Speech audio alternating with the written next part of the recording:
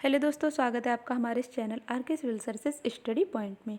देखिए फ्रेंड्स, हम लोग हिस्ट्री पढ़ रहे हैं। हिस्ट्री के अंतर्गत हम लोग एंशियंट हिस्ट्री को लगभग कंप्लीट कर चुके हैं और हम लोग अपना मिडवल स्टार्ट कर चुके हैं, जिसके अंतर्गत हमने अखिल भारतीय मुस्लिम साम्राज्य की स्थापना को देखा और उससे संबंधित जैसे महमूद गजनबी, मोहम्मद गौरी, इन सब से जुड़े हुए फैक्ट जो है आपको बताए जा चुके हैं। उसके लिए वीडियो प्रोवाइड कराया जा चुका है, वो भी आप लोग देख लीजिएगा। मतलब कि इससे पहले के सारे वीडियोस अपलोड हो चुके हैं। यहाँ हम दिल्ली सल्तनत स्टार्ट करने वाले हैं। दिल्ली सल्तनत के जो शासन काल है सुल्तानों का, वो एक नज़र देखने के बाद हम इसके बारे में डिटेल से सारा कुछ जानेंगे। लेकिन आपको ये बता दें कि दिल्ली सल्तनत कैसे नाम पड़ा। तो दिल्ली से जो तुर्क सुल्तानों ने जो शासन किया था, तो उसी शासनकाल को दिल्ली सल्तनत काल के नाम से जाना जाता है।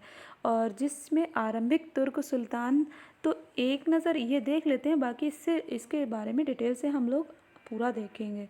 बस पहले ये शासन पीरियड देख लीजिए, कैसे किसने कब तक किया। देखिए, सबसे पहले कुतुबुद्दीन ऐबक 1206 से 1210 के बीच रहे हैं, ठीक है।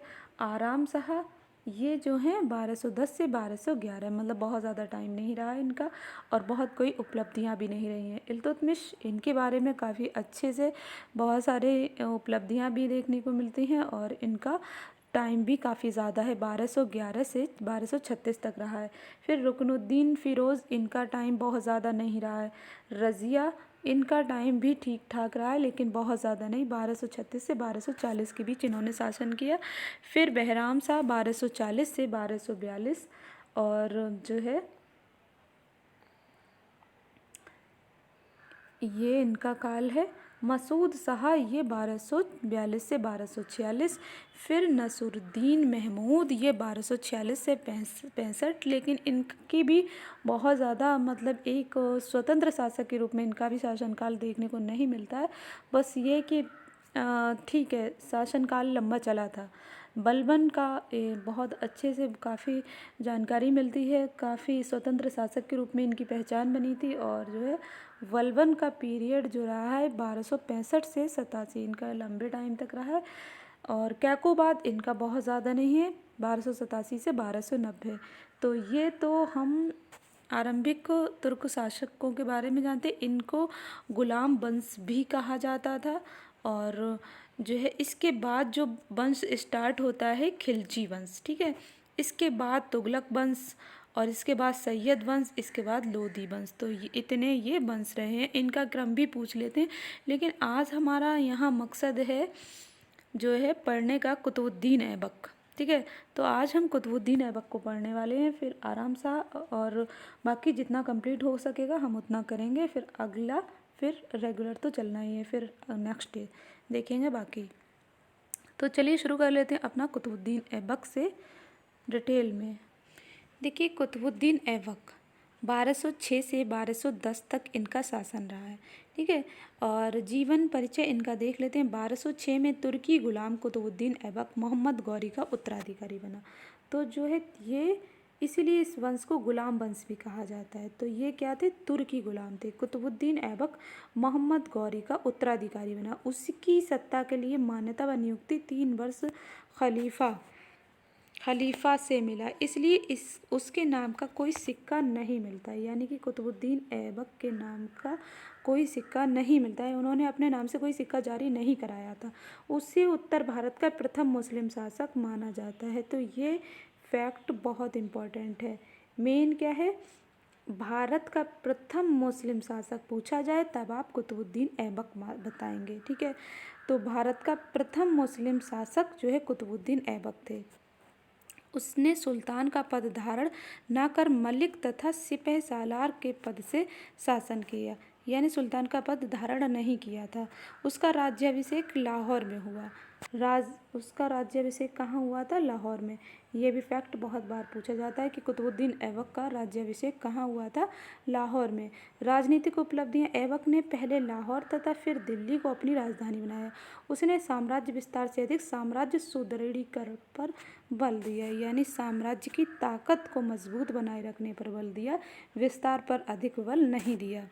और उसके साथ इसीलिए बहुत ज़्यादा युद्ध वगैरह नहीं देखने को मिलते हैं कुतुबुद्दीन ऐबक के टाइम में, और सुदृढ़ीकरण पर बल दिया है। उसके शासनकाल में दिल्ली का संबंध गजनी से पूर्ण रूपेण टूट गया था, तो गजनी से कोई संबंध नहीं रहा था। और अन्यथा अपनी उदारता तथा दानी स्वभाव के कारण वह लाख बख्श तथा हातिम द्वितीय के नाम से जाना जाता था।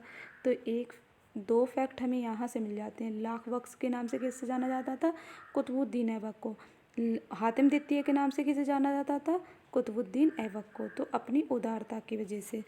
और उसके दरबार में तारीख़ मुबारक शाही के लेखक जो है फ़क्र मुतारवित ताजुल माशिर के लेखक हसन निज़ामी रहते थे। तो ये जो है ताजुल मासिर हैं ये, ठीक है। ताजुल मासिर के लेखक जो है हसन निज़ामी किसके दरबार में रहते थे? इन्हीं के, कुतुबुद्दीन ऐबक। कुव्वतुल इस्लाम मस्जिद तथा 2.5 दिन का झोपड़ा। तो 2.5 दिन का झोपड़ा ये वाकई बहुत बड़ी बिल्डिंग है, झोपड़ा नहीं है ये, ठीक है।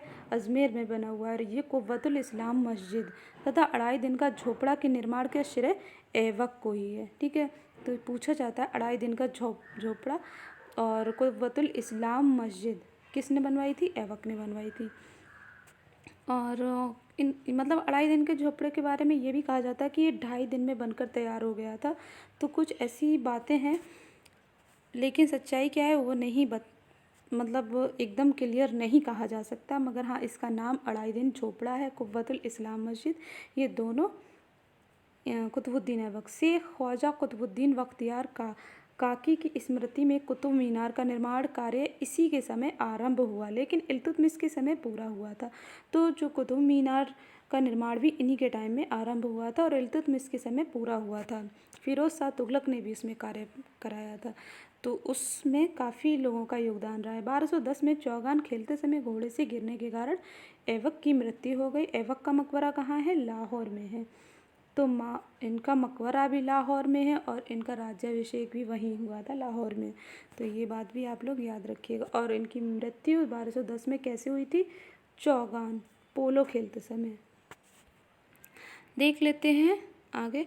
कुव्वतुल इस्लाम मस्जिद तथा 2.5 दिन का यहाँ, हाँ यहाँ देखते हैं आराम साहब 1210 से 1211 इनका शासन काल है। बहुत ज़्यादा टाइम नहीं रहे थे ये। तो इस छोटे से शासन काल के बारे में यह है कि देखिए, ऐबक की मृत्यु के बाद उसका पुत्र आराम शाह शासक बना। तो ये उनके पुत्र हैं। इल्तुतमिश ने दिल्ली के समीप जूद में आराम शाह को पराजित किया। तो ये याद रखिए, जूद के मैदान में इनसे युद्ध हुआ और युद्ध में ये हार गए। फिर बाद में इल्तुतमिश ही शासक बने थे। तो शमसुद्दीन इल्तुतमिश 1212 से 1236 में इन्होंने शासन किया, यानी इनका टाइम बहुत लंबा रहा है। काफ़ी मतलब चर्चित भी हैं, काफ़ी इनके टाइम में कुछ युद्ध भी हुए हैं, कुछ साम्राज्य विस्तार भी हुआ था। और जीवन परिचय देख लेते हैं। वह पहले बदायूं का अमीर था, वह कुतुबुद्दीन का दामाद भी था। तो ये बात याद रखिएगा, ये कुतुबुद्दीन के दामाद थे।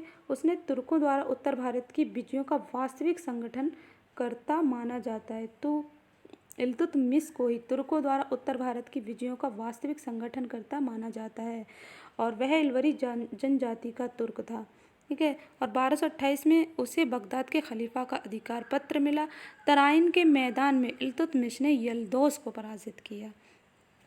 तो तराइन के 2 युद्ध तो आपको पता ही है। और तीसरा युद्ध ये भी था, याद रखिएगा, इल्तुतमिश के टाइम था। तो तराइन के मैदान में इल्तुतमिश ने यल्दौस को पराजित किया था। राजनीतिक उपलब्धियों की बात करें तो 1221 में मंगोल, अगर स्वतंत्र शासक की बात करें तो पहला मुस्लिम जो स्वतंत्र शासक बने हैं वो यही बने हैं, इल्तुतमिश। तो इस तरीके से आप याद रखिएगा। उन्होंने एक सुल्तान की पदवी धारण नहीं की थी कुतुबुद्दीन ऐबक ने। राजनीतिक उपलब्धियां 1221 में मंगोल आक्रमणकारी चंगेज़ खां द्वारा मंगवर्नी का पीछा करते हुए सिंध को जीतकर लाहौर तक पहुंच जाने पर इल्तुतमिश ने अपनी वास्तविक स्थिति का आकलन करते हुए मंगोल खतरे को टालने हेतु मंगवर्नी को दिल्ली में शरण नहीं दी थी। तो ये भी याद रखिएगा। यहाँ से फैक्ट अक्सर पूछ लिए जाते हैं और पूछ लिया जाता है सही या गलत, और या कारण बताओ वाले में भी ये प्रश्न पूछा जाता है। तो ये आप देख लीजिएगा ढंग से। इसे ही उत्तर भारत की विजयों का वास्तविक संगठन करता माना जाता है। उसने 1226 में रणथंभौर, 1227 में मंदसौर और 1231 में ग्वालियर और 1234-35 में उज्जैन तथा भिलसा के शासकों को पराजित किया। तो इसका मतलब है काफ़ी इनके टाइम में युद्ध भी देखने को मिलते हैं, विजय भी देखने को मिलती हैं। वनयान आक्रमण उसका अंतिम सैन्य अभियान था। तो ये है उसने 40 दासों का एक नया विश्वसनीय दल गठित किया जो चहलगानी के नाम से जाना जाता है। तो चहलगानी, तुर्के चहलगानी जिसको कहा जाता था, तुर्के चहलगानी, ये 40 दासों का था, ठीक है। और इसका श्रेय किसको जाता है? तुर्क चहलगानी का श्रेय, इसके गठन का श्रेय इल्तुतमिश को, ठीक है। इक्तेदारी, मुद्रा प्रणाली तथा सैन्य संगठन में उसने महत्वपूर्ण योगदान दिया। उसने अरबी प्रथा के आधार पर मुद्रा प्रणाली चलाई और जीतल तथा टंका क्रमशः तांबे का, जीतल जो था तांबे का था, टंका जो था चांदी का था। तो ये सिक्के उसने चलाए। उसने राजधानी लाहौर से दिल्ली स्थानांतरित की। तो इसने राजधानी दिल्ली स्थानांतरित की थी इल्तुतमिश ने। अन्यथा तो उसके दरबार में मिन्हाजुल सिराज और मलिक ताजुद्दीन रहते थे। तो याद रखिएगा। उसके शासनकाल में कुतुब मीनार, राजकुमार महमूद एवं इल्तुतमिश के मकबरे का निर्माण हुआ।